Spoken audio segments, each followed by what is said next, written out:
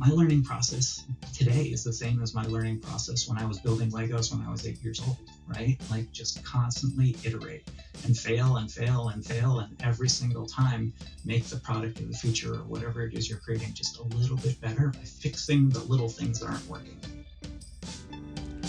Bonjour! Welcome to the first episode of White Walls Season 2. My name is Mathieu Penaud. I am a product manager and learning experience designer, passionate about learning, technology, and creativity. This podcast is my excuse to interview inspiring educators, researchers, artists, and technologists to discuss their journey and insights as they imagine and build the future of learning. If you enjoy this episode, please follow White Walls on your favorite podcast platform and share the word around you. You can also subscribe to the White Walls Substack to receive new episodes directly in your inbox. Thank you for being part of the conversation, and I hope you enjoy this episode. Today, I am thrilled to kick off this new season with an amazing guest, Andy Russell. Andy is a group product manager for ChromeOS Education at Google. If your children or students use or have used a Chromebook, you can thank Andy's team. His work reaches more than 50 million children globally, with a particular focus on creative tools for teachers and students. Andy is also a fantastic advocate for children's creativity. In 2010, he co-created the Toontastic app designed to help kids easily create and share their own animated stories.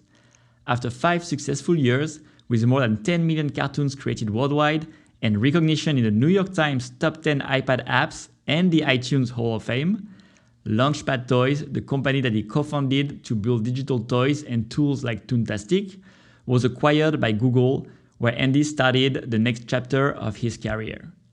At Google, he helped relaunch Toontastic in 3D, where it won the 2017 Emmy for Outstanding Interactive Media. And then he joined the Chromebook team to help put great creative tools into the hands of students and teachers worldwide. Oh, and Andy is also a former board member of the fantastic San Francisco Children's Creativity Museum. In this episode, Andy shares his entrepreneurial journey building Toontastic from master's project at Stanford to an award-winning app used worldwide. He describes his design approach to support children's creativity and the many iterations needed to build a successful product. Then we discuss his role at Google, how he manages challenges associated with such a large-scale product, what separates good product managers from great product managers, and his optimistic vision of generative AI for education. Andy, thank you so much for joining us on White Walls. Welcome to the show. Thanks so much, Matthew. It's really nice to be here. Yeah, I'm very excited about the conversation to come. But before we get into the weeds of it, I have a few questions for you that I call like rapid fire questions. And the idea is to answer the first thing that comes to your head. And we can elaborate a little bit on some of them if you want to. Bring it on. So my first question is, where did you grow up? Ooh, a mix of rural Pennsylvania and just outside of Boston, Massachusetts. Nice. And where do you live now? I lived in Menlo Park, California, which is just outside of Stanford, where you and I first met, Matthew. Yes, because Andy and I did the same master program at Stanford. He did way before me, but he did like introduce me to the program and gave me some mentorship. And so that's why it's also a very special guest for me today. Full circle, buddy. Yeah, exactly. What was your favorite game as a kid? Oh, I was, I think, a little bit more of a freeform play kid. So, like I'm sure so many people who are guests on this podcast, I loved playing with Legos growing up. But I also really was pretty competitive as a kid, specifically around sports. So I played a lot of like Tecmo Bowl on Nintendo and RBI baseball and that sort of stuff. And looking back on it, actually, I think like the intersection of those two things were basically, what has driven me a lot in the work that I do, right? Finding the intersection between sort of creative and open-ended play and digital games. Probably something we can discuss more later for sure. And who was your favorite teacher? Oh, maybe the one that sticks with me the most was my third grade teacher. Her name was Mrs. Cotter. And she was just a total stickler, but was really, really kind. And she was I would say the first teacher that made me work really hard in school. And then, very similarly, probably my favorite teacher of all time was a guy named Mr. Carter, believe it or not, Cotter and Carter, who was my ninth grade Russian history teacher. And it was probably the hardest class I ever took. And he just had extraordinarily high expectations. And I don't know, I'm a big believer that like you rise to the bar that's set for you. And I think he was kind of one of those guys that, just set the bar really high. And his class and I did as, for sure, just kind of Mm. worked harder to, meet those expectations. And that's been a really good lesson for me. Go in with high expectations, and people will rise to the occasion. I love that. And it's not, I like that we don't have to oppose like being kind and mindful, but also having those high expectations and kind of pushing the students to work hard. I think this is two things that can coexist. It's funny, like in many ways, I think the highest form of respect that you can offer someone is high expectations. Yeah, I agree. And talking about school, what is one thing that all kids should learn at school? Wow. Okay, so I think this is actually a good mix of the kinds of projects that I've worked on in my career, which is I'm a big believer in sort of bottom up, creative production and sharing and collaboration, as opposed to the more traditional age old one room schoolhouse instructivist model, right? I'm a big believer in, regardless of what the domain is or what the subject is, give kids the tools and the opportunities to create and share their own ideas, and solve problems in doing so. So, what is the one thing that they should learn? Oh, I don't know, Matthew. I mean, at the end of the day, there are so many different life skills you can pick up along the way. We don't spend enough time learning how to like balance a checkbook or make a grilled cheese sandwich in school. I think going back to a little bit of that would be helpful too. But whether it's history, whether it's math, whether it's science, give the kids the opportunity to create and share their own ideas and work together to make things, and not just sit static in class and listen, try to remember things. Awesome. I love that. And what is one thing that all adults should learn at work? Um, I think we all need to spend a little bit more time just going back and making things. Um, Maybe this is a strong bias from the last couple of years of all of us spending so much more time on video calls and so much more time in emails and things like that. But it's so easy with work to lose the forest through the trees, and think that the emails are the work or the meetings are the work, uh, and not spend enough time with the making and the creating and the building. And so what I try to do, especially with my kids, is just carve out a little bit of time to make stuff. Whether that's making some music in the garage, or building Legos, or creating stop motion animation cartoons or something like that. Taking a little bit of time as an adult to play, to create, and even just to make things at work. And do you think that having children helps with that? And I'm saying because I don't have children, and I find hard sometimes to find like the time to make space for these kind of activities. Yeah. Well, I think it's a little bit of a double-edged sword, because if you don't think you have the time now, you won't have the time in that future state. But at the same time, it is a little bit of a forcing function, right? Because you have to stop yourself and be like, I don't get these years back. And so I really want to make time to sit down and play and create. And, they do a pretty good job of reminding you that, like, hey, chill out. Like, maybe the weekend project can sit for a little bit, and maybe we could take an hour or two to, play with clay right now. That makes sense. Okay, my last two questions. What is the latest thing you did for work? Well, we're working on a pretty cool project right now, to sort of simplify, classroom management for teachers in schools. So I'm pretty excited about that.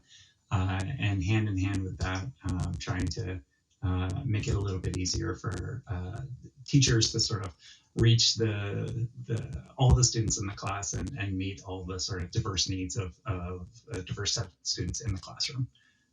So that's pretty cool. Building some new teaching tools for teachers on Chromebooks. Nice. I'm excited about that. We're going to be sharing more about that early next year. Nice. And we'll dive a little more into your role and the role of your team at Google, like later in the podcast. Wonderful. And the latest thing you did to relax?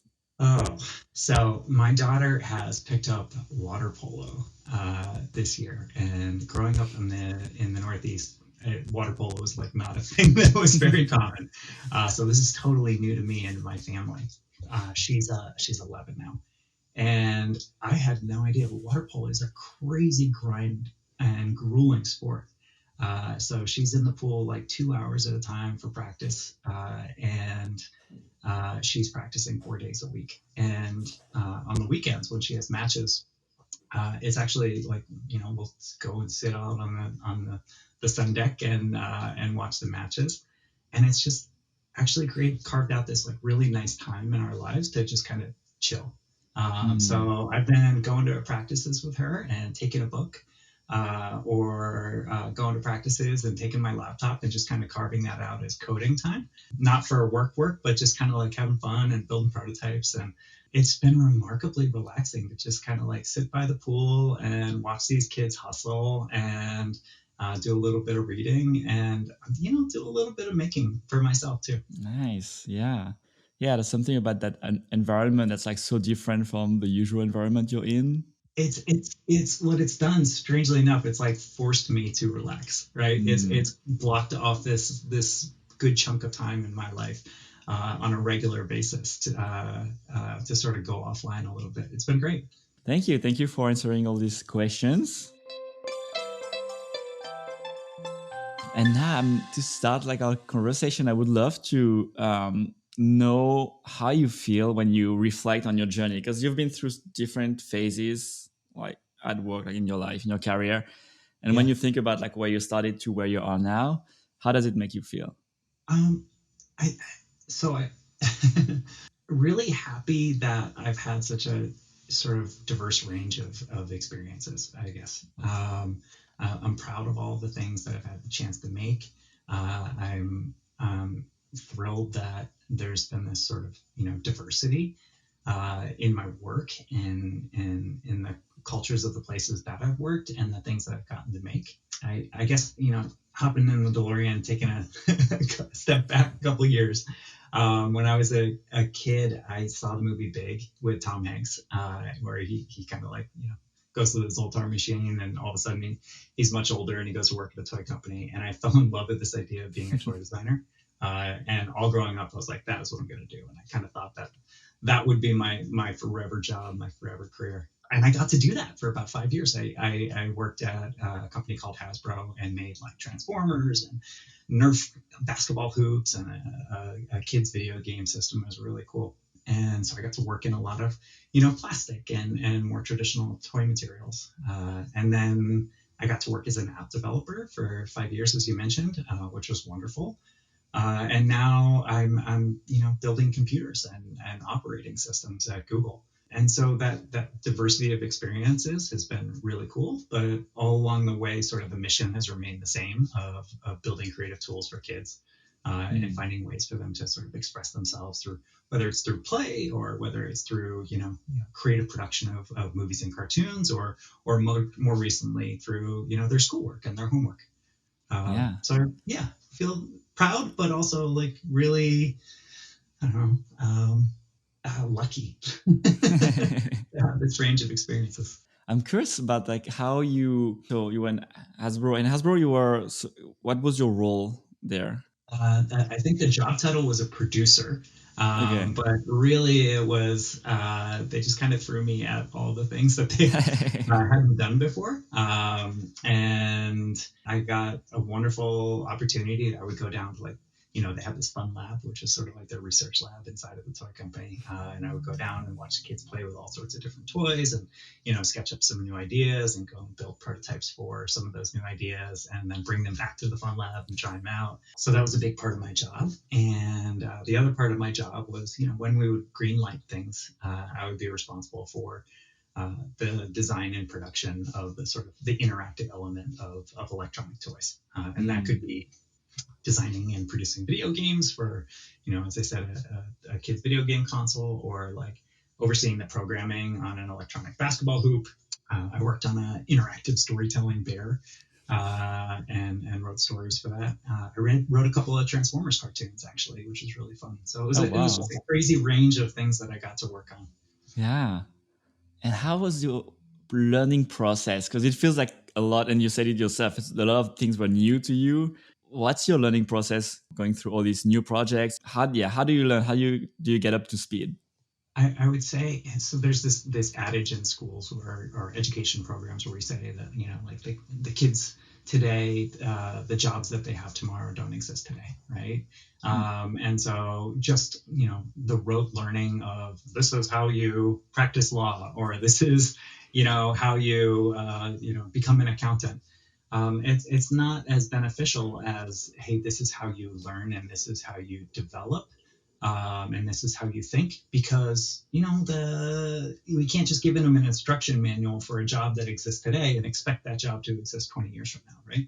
And I think most of the projects that I've worked on in my career have kind of not existed before, right? There weren't a lot of instruction manuals, and there weren't a lot of like mentors that I could go to and say like, hey, how did you develop this toy back in the day? And so what I've instead relied on is just constant iteration, right? You dream up an idea, and maybe the kernel is good, or maybe it's not. But even if the kernel is good, like everything else that you have in that first sketch will probably have to be thrown away at some point. But you take it to the kid and you try it out. You build a prototype, you test it, and you see what's working and you see what's not. And you throw out all the things that aren't working and you stick with the thing that is working. And you just do it over and over and over again, and be as iterative as possible and be as open-minded as possible to the fact that you're probably wrong about most things. And then just be a really good listener and a really good watcher. And I would say that is what has been most beneficial to me over the years. Because, as I said earlier, like most of the things that I have ultimately like brought to market or produced or created or whatever didn't really exist a couple of years before. And so you just have to, keep trying.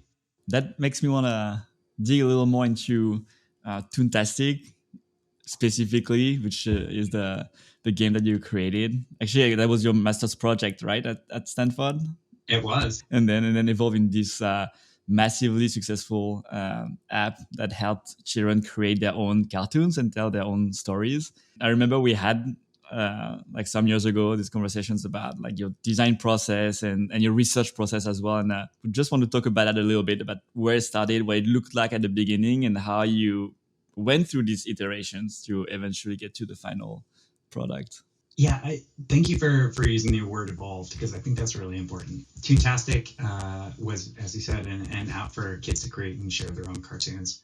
And it did start as my master's project at Stanford, which was just an incredible experience.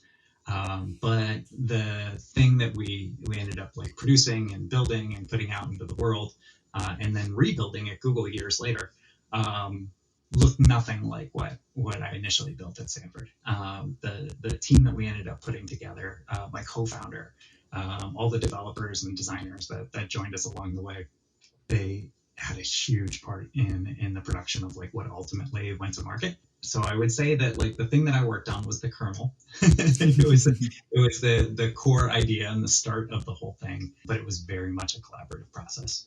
To answer your question in its first form, I actually have a sketchbook sitting around somewhere. I was in a storytelling workshop in New York City. I was working at Hasbro at the time, and had gone to this sort of like week-long program on writing, script writing specifically. And I was listening to this guy Robert McKee, who is sort of a wise old sage of Hollywood, talking about making movies and talking about all of the sort of templates and tropes that go into traditional Hollywood scripts.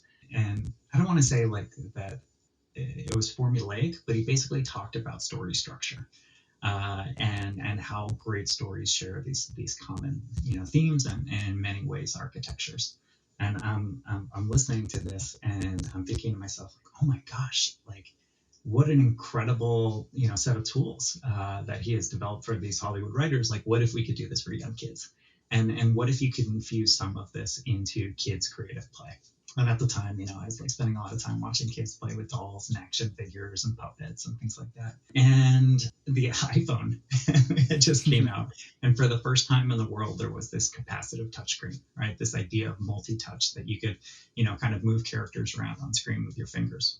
And after all of this, I shortly thereafter left Hasbro and went to Stanford, and with this idea of like, how could you infuse some of what I had learned at that storytelling workshop, some of Robert McKee's work around story structure, into more traditional open-ended creative play, and build it as a digital tool that would teach kids about stories while they were creating stories. And what if we could have those kids share those ideas and those stories with one another, like almost like a little mini YouTube, but for cartoons. And that was sort of the origin of the whole project. So the earliest versions were paper prototypes. I built it all out of construction paper. And I remember going down to, there was like a local karate dojo over in Los Altos, where I did my first kid testing. There were kids were taking timeouts from their karate class and would come over and just kind of play with my construction paper prototypes. So that was the earliest form of feedback. And then at the time, there was a product from Adobe called Flash, and I built the early versions of Toontastic in ActionScript was program language, and Adobe Flash, and built a prototype with that. And then I did a lot of early testing at the Creativity Museum in San Francisco, where I then went on and helped out as part of the board for a bunch of years. But yeah, it was cool. It was before iPads. It was before like large touchscreens existed. So I kind of spent half my time at Stanford building a sort of a large display, and about the other half coding up this idea of a digital puppet theater for kids. It's always very inspiring to see the journey, because we tend to always see the final product when we use apps and use products, and just thinking about, it started as like sketches on paper. Like towards the end, like when it was like already a metro product, what were some of like the elements that you were still looking into that you feel you could still do to like improve the experience of the kids?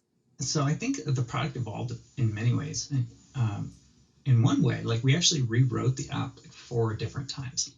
So there was like the first version that I built myself in Flash for grad school. And then after grad school, we threw that away and we started from scratch. My co-founder and I kind of started from scratch, and we rethought so much of the app based on the first version of testing we did. We changed the UI layout entirely. We changed the flow of the app entirely. The core idea of like, hey, let's move characters around on screen and record your voice, and let's walk kids through, set up conflict, climax, resolution, and make sort of music and emotion the backbone of the story. Like those ideas stayed the same. But the app looked totally different when we did V1. And then about 2 years into our company, which is called Launchpad Toys, we again started from scratch and rewrote it and relaunched it. Wow. There was a lot of like technical efficiencies that were coming from different iterations of iOS at the time. So we were able to make the app just a lot better and a lot more scalable. And we started to include things like we had this feature called Prototoys, where you could build your own characters out of these almost sort of like paper puppet templates, and then they would come together and animate. We added in things like special effects and just really upped the production quality a great deal. And then when we went to Google, again, we started from scratch and rebuilt the app. And this time we built it in Unity, so that we could be cross-platform and work on Android devices and Chromebooks and iPads and iPhones and everything. But also so we could take advantage of a lot of the like basic primitives that come with a game design engine like Unity. And that time around, we actually rebuilt it, but with 3D characters and 3D sets. And by doing that, we were able to build these like very immersive worlds and interactive worlds that so kids' stories weren't just about moving characters around on screen and telling the stories around the characters, but that the worlds that the characters were in all of a sudden came to life, and those settings became a character in them in the story itself. So I do believe in the power of being able to sort of like crumple up the piece of paper and throw it in the trash can and start from scratch. You can't be precious about your work, and at some point, like you get so much spaghetti code that it's kind of hard to to rethink things, and you kind of just have to throw that code in the trash and start from scratch, and it does give you the opportunity to rethink some of the core tenets of your product. Wow. Yeah, that's true. Because as technology evolves, you do need to evolve with it. Yeah. And I imagine like as you become a bigger, larger company, that makes it harder and harder to make these jumps. Well, I do think it's a decision that you can make upfront, right? If you decide that you're going to build, say, one product, and you want that one product to achieve all of your hopes and dreams, right? Hopefully you've got big hopes and dreams, and that product is going to swell, right? It's going to get bigger and bigger and bigger. And the more lines of code you have, right? The more screens you have, the more sort of features that you add, the more tangled it gets and the harder it is to untangle it, right? But if you make the decision ahead of time, like when you're starting the company, or you're laying out your business plan, or you're dreaming up what this set of experience is going to look like, and you decide to compartmentalize them, right, and create sort of separate micro experiences, and they can all work together, they can piece together like pieces of the puzzle. That does allow you to keep each of those sort of micro experiences a little bit smaller, and therefore you can be a little bit less precious about each of them. Not that you don't, care and love them, but like you can take them apart and rethink them and rebuild them, and it's not going to, create this sort of house of cards moment, right? Yeah. There's a company called Tokaboga that was sort of running parallel with us. They ended up producing a lot more apps. They're really successful, great company. And they took a sort of different approach where they just made a bunch of little apps and had each of those apps sort of like, work independently of each other. And I always thought that was really sharp, because they could roll the dice and experiment with an idea without it being, a critical critical piece in their business, right? Yeah. And as a result, I think they were a little bit more nimble, and they were able to do some wild ideas, and most of them worked really, really well. Some of them didn't, and there was like, no big deal. So I think if you're purposeful about how you sort of set up your projects at the beginning, you can ultimately allow yourself to be a little less precious down the line. It's a great advice. And I'm curious about Toontastic and the other tools that you built at Launchpad Toys, and how they were used in the classroom. Because I believe then you started working with schools and classroom and see how to integrate that into the work of teachers. And so how did you go with that? This is like one of my favorite things about building creative tools is, you go in with an idea and you're like, oh, I'm going to make it this way, and it's definitely going to be used in this way. And you put it out there in the world, and it comes back totally different, which is awesome and wonderfully fulfilling. So, full disclosure, when we initially designed Toontastic, we weren't really designing it for classrooms. We were building it as an iPad app. iPads, this was like, 2010, 2011, 2012. iPads weren't in schools yet, right? That wasn't a thing. And then all of a sudden there were a bunch of iPads in schools, and we started getting these emails from teachers saying like, hey, we love your app. We're using it for this and this. And the use cases were wild, right? It was nothing we had ever experienced or expected, sorry. One of my favorite stories was we got an email from a librarian, elementary school librarian, and she was having the kids check out books from the library. And before they could bring the book back and exchange it for another book, she required them to make a book trailer. So this is kind of like a movie trailer, but for the book that they had just read. And so she would give them an iPad with Toontastic on it, and the kids would go and create their own. They draw their characters from the book, and they draw their settings from the book, and they create their own cartoons, just like a little minute and a half trailer or something like that. And then they would upload it to our storytelling network, which is called ToonTube. And then she would print out a little QR code for the URL for the cartoon. And then she would put the QR code on the back of the book so that the next kid that came along to check out the book could go and scan it on the iPad in the library and watch this book trailer that another student had created for the book.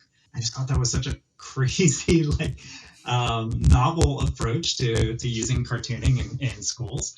And such a wonderful use case that I would never have come up with on my own.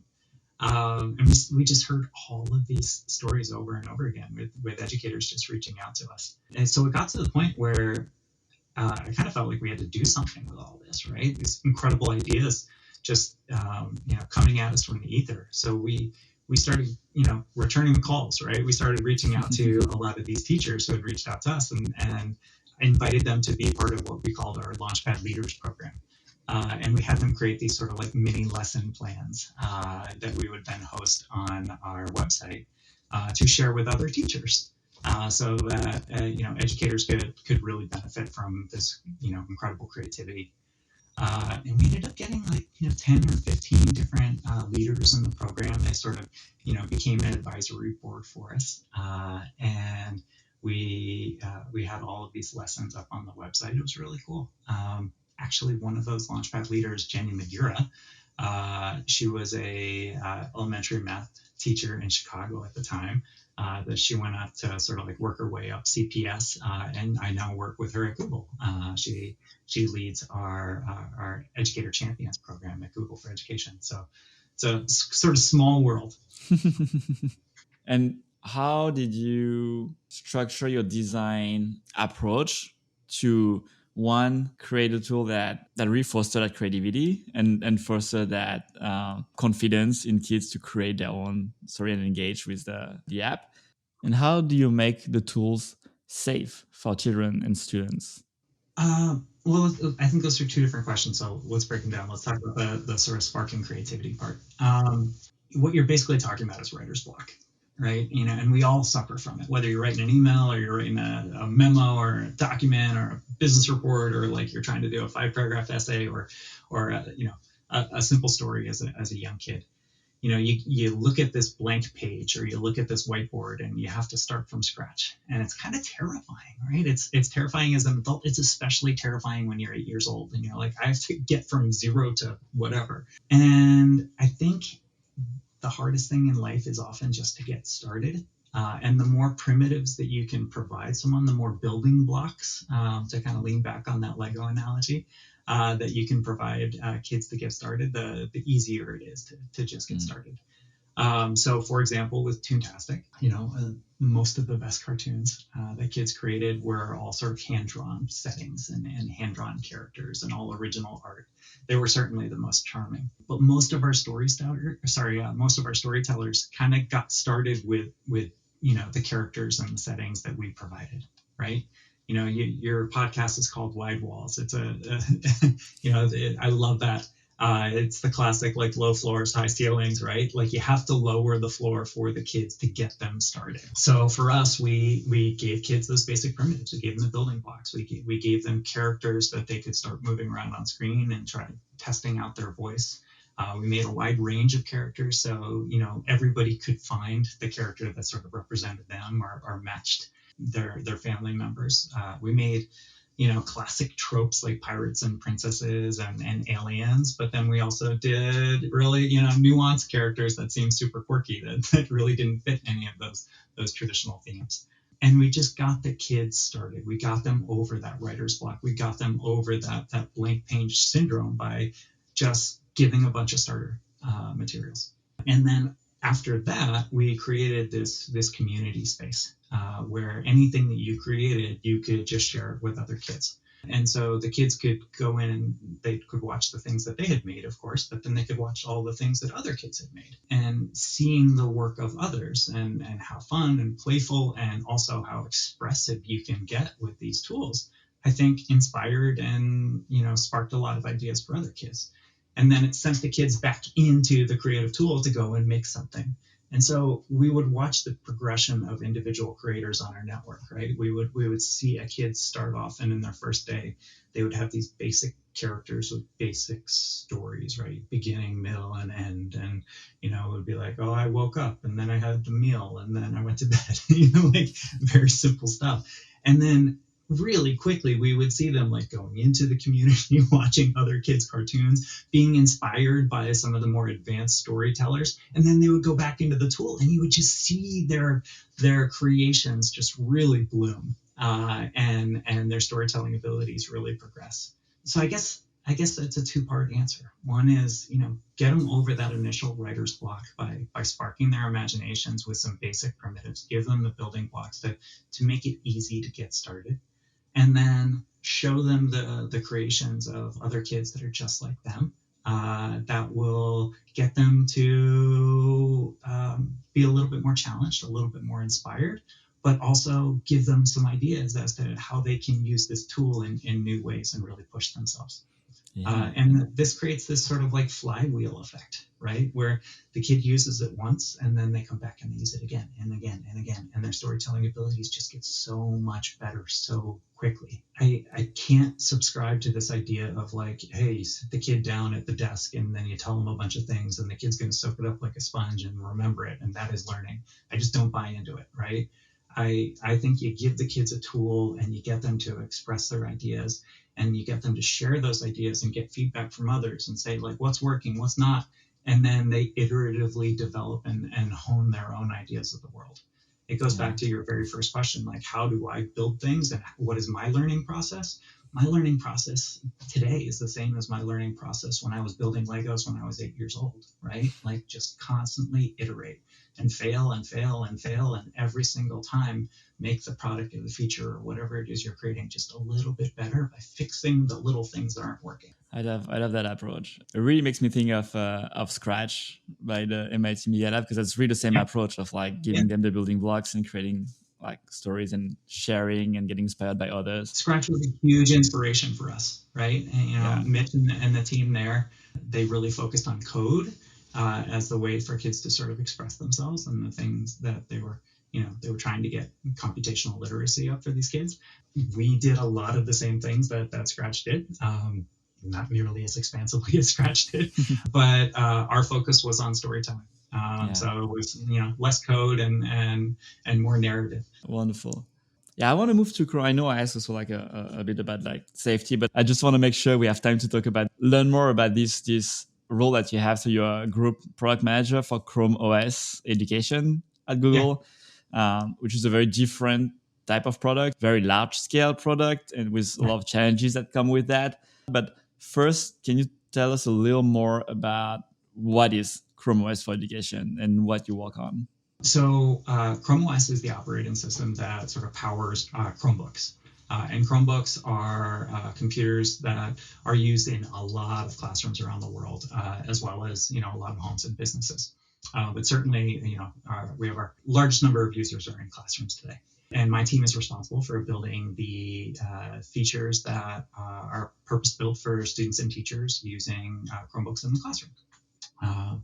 So I think we're at 55 million monthly active users in K-12 schools around the world, which is very cool. And just for context, I think there are 56 million students in K-12 schools here in the United States, and just over 40 million of them are on Chromebooks every month, which is pretty cool.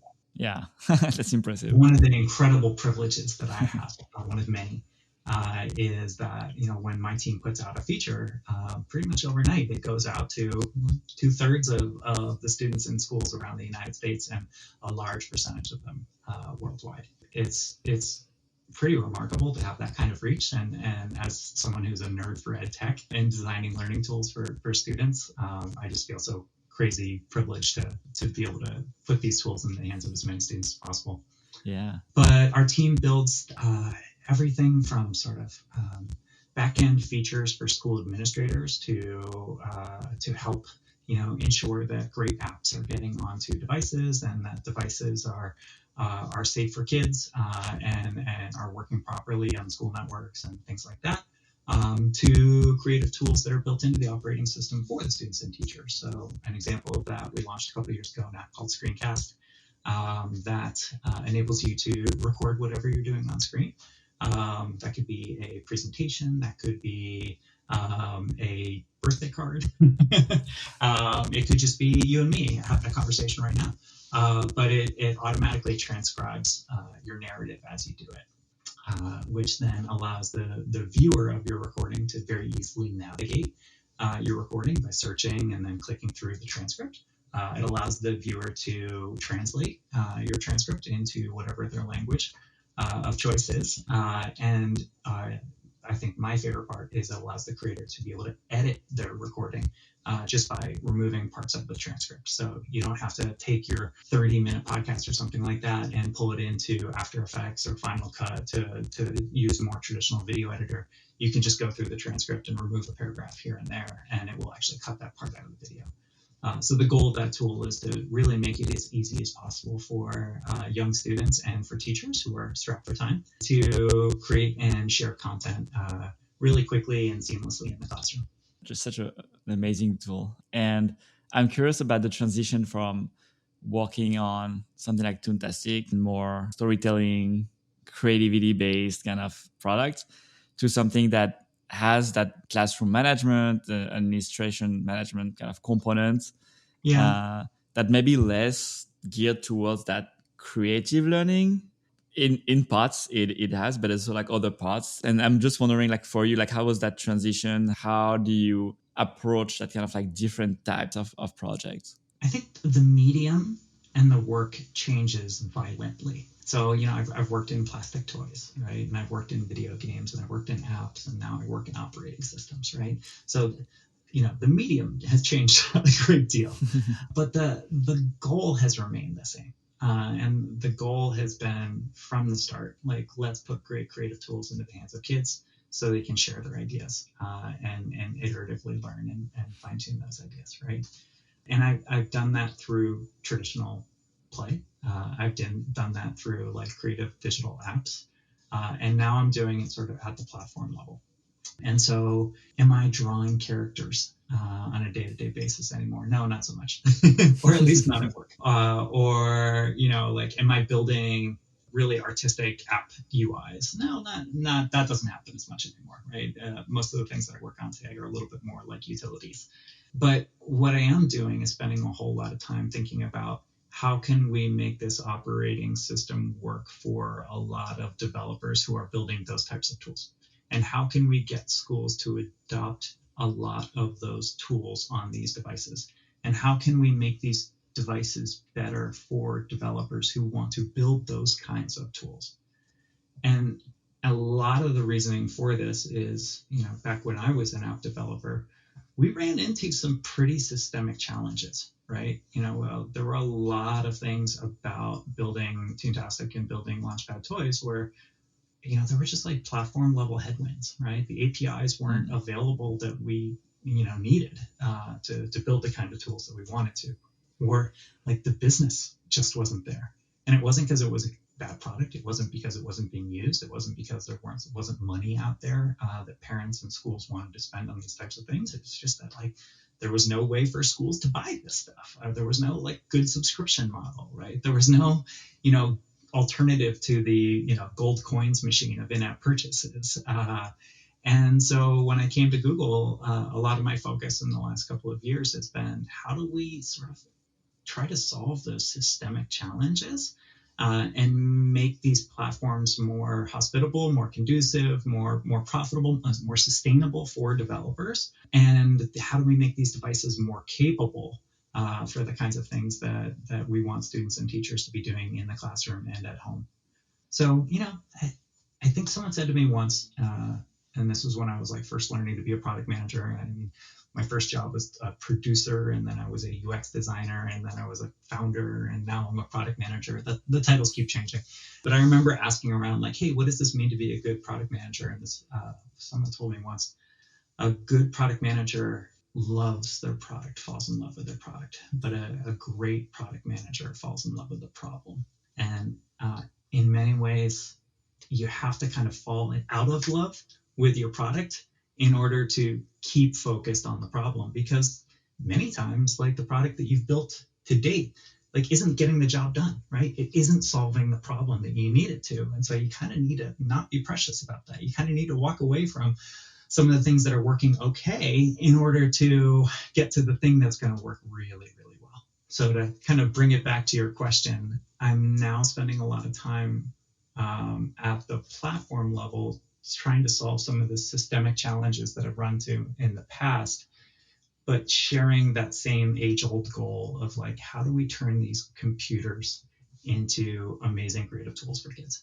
Wonderful. Yeah, there's so many pieces that are involved into like making these experiences possible, right? Yeah, there's a lot that has to go into making sure that, you know, one-to-one computing happens. Yeah. Right. So much of what we want to do, you and I, and I'm sure so many people listening to this podcast, is build wonderful end user apps, right, that are into the hands of kids and families. But before you can get there, you have to make sure that those devices are in the hands of all the students, and that those devices are safe, and that they are scalable.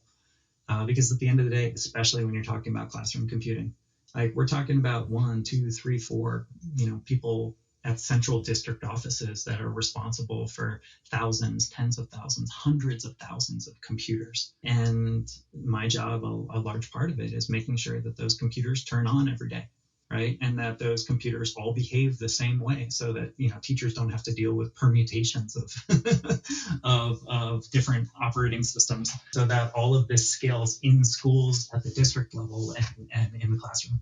And how do you approach accessibility? So I know that that's so one of the challenges that you work on is to make sure that as many students as possible have access to Chromebooks, are able to use Chromebooks around the world, especially in areas that might have less access to technology or internet. And so how do you solve for that? I think it's the biggest challenge ahead of us. And it's the one in many ways that I'm, like, most excited about, right? So this is just some back of the napkin math. There are about 1 billion school-age kids around the world, at least in markets that we're able to go into. And let's say 10%, about 100 million of them have access to computers in the classroom today. So, you walk into most US classrooms and you're going to see Chromebooks or an iPad or another device there. But outside of the US, you're going to see a lot more computer labs, which is kind of like what I grew up with, right? And those computers, you're kind of like getting in line and marching down the hall and going to computer lab once or twice a week to learn how to use a computer. And that's so very different from using a computer to learn, right? Learning how to use a computer versus learning with a computer every day. And what I want to get to is learning with a computer every day. So I look at this and a lot of people kind of think, oh, this is a solved problem, right? We have a model that scales and is working and is proven. And if you stay in the US classrooms, it's easy to think that. But if you cast a wider view, you realize, like, there's so much opportunity still around the world. But the problem is that, like, the way that we've made this work in a lot of US and other developed markets is through great internet connectivity, right? By pushing everything to the cloud and having a lot less native applications running locally on device and running a lot more web apps and having policies pulled down at the sort of client server model. And that's not as feasible in regions where you don't have really robust networks. You don't have power all day long to run the routers to connect to the networks and so on and so forth. And so, like, we're spending a lot of time now thinking about this, right? Like, what does cloud computing look like in a world where you can't depend on a really stable internet connection all day long? and it's a huge challenge, but also what an incredible opportunity, right? Like if I can walk away after all of this and say that I helped to, put these amazing learning tools into the hands of 900 million kids around the world that otherwise wouldn't have had access. Talk about a tombstone moment. Yeah, yeah, for sure. And I do want to talk about generative AI because that's obviously like I think a game changer, even though we don't know how much it has changed the game yet, but a potential game changer for sure. And in education, I mean, on many fields, but in education in particular. And I'm wondering what you think of generative AI. I know that Google is doing a lot of development and work on it, obviously, and how does it impact your work, your projects, and what is your personal view on how it can impact education? I think it's pretty hard to be in Silicon Valley or any adjacent community and not have generative AI impacting your work right now. Either using it already in some way, either sort of like little g on the gen or big G, or like having to account for it and plan for it.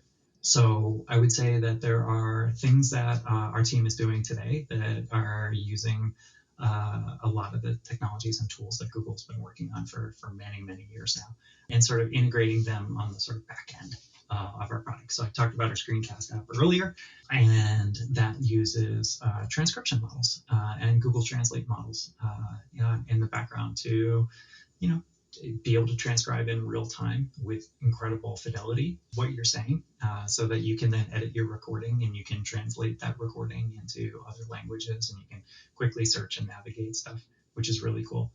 And that, while that's not generative AI, that is using a lot of the foundational technologies that have gone into like our Gemini models and things like that. So we don't talk about that so much as generative AI, but it's a really powerful tool that we kind of run in the background. That's really helpful to students and teachers today. So that's sort of like a low key approach.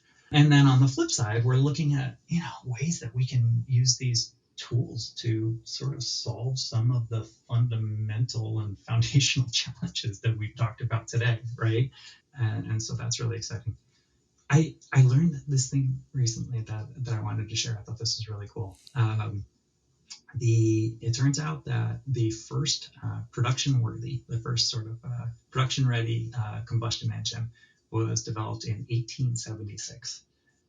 But it wasn't until 1896, I think, that the first person thought to pop that internal combustion engine onto a four-wheeled carriage, which we now call a car, which is wild to me, right? Because at least for me, like an engine and a car are almost synonymous, right? You think of the car and you think of the engine, you think of the engine, you think of the car.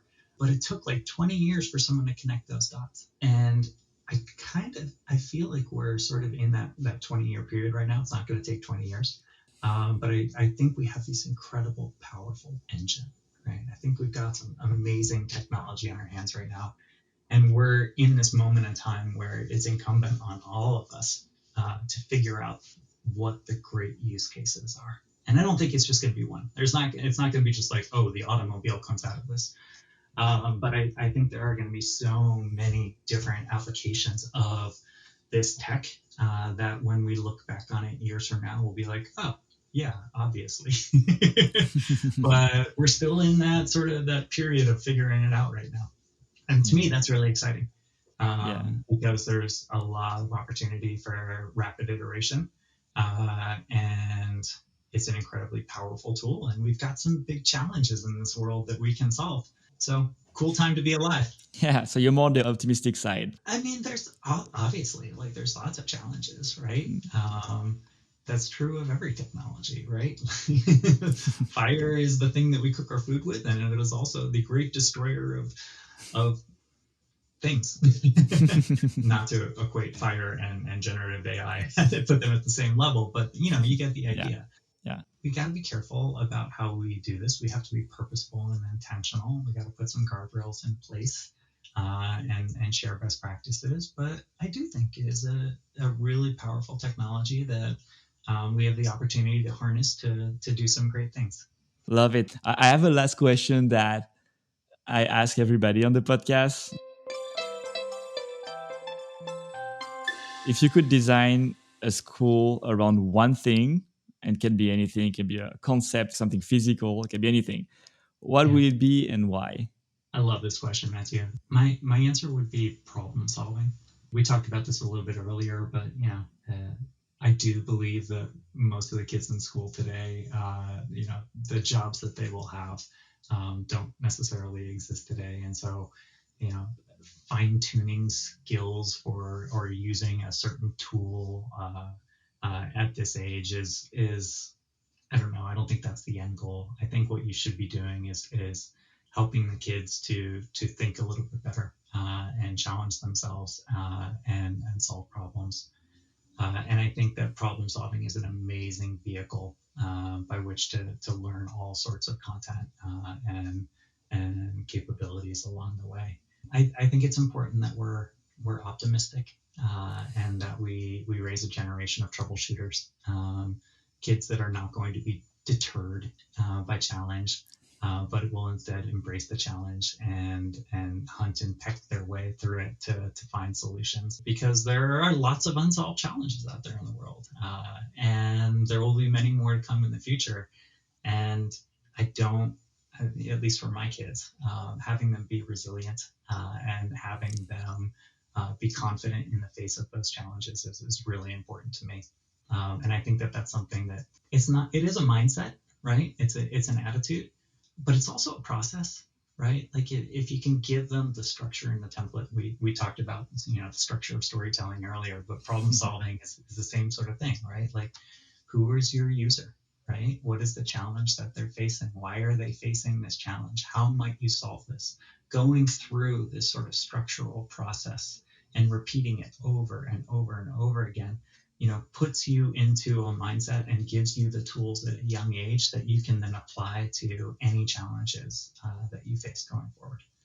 So in the spirit of constructivist learning, I would love to build a school around problem solving and just, throw all sorts of problems at kids and have them come up with wild, creative solutions that are informed and have them take away the sort of the lasting skill and capability of looking at hard things and not shutting down and not, being deterred, but instead being inspired. Thank you so much, Andy, for this insightful and exciting conversation. It was such a pleasure to have you. Matthew, thank you for the conversation. Thank you for this podcast. I've been listening to it and really enjoying this. Thank you.